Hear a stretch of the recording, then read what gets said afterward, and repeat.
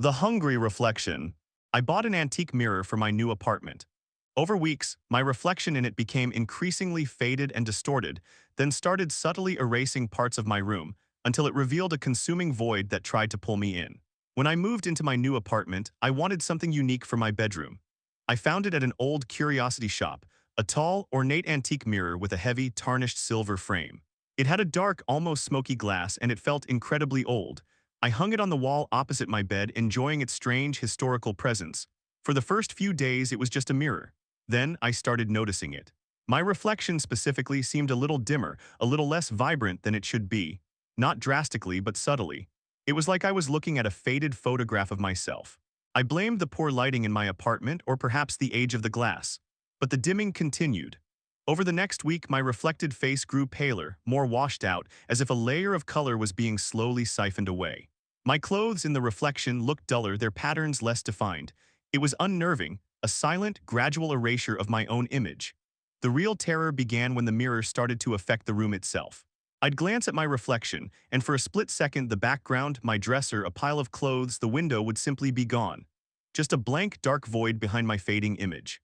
I'd blink and the room would be back, but it happened too often to be ignored. It was like the mirror was selectively erasing reality. I tried taking it down, but the heavy frame seemed to be stuck fast to the wall. I couldn't budge it. I started covering it at night with a blanket, but I'd often wake to find the blanket on the floor, the dark, hungry glass staring back at me, waiting. The climax arrived late one night.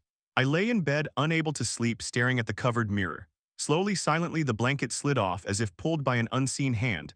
I gasped, sitting upright. The mirror glowed faintly with a low, pulsing, inky light. My reflection was almost entirely gone now, just a ghostly, translucent outline of my form. But behind where my image should have been, the entire room was gone, replaced by an absolute swirling blackness, a void that seemed to breathe. Then from the depths of that swirling darkness, a faint, almost imperceptible whisper emanated. It wasn't words, just a soft, drawn-out hiss, like air escaping a sealed container.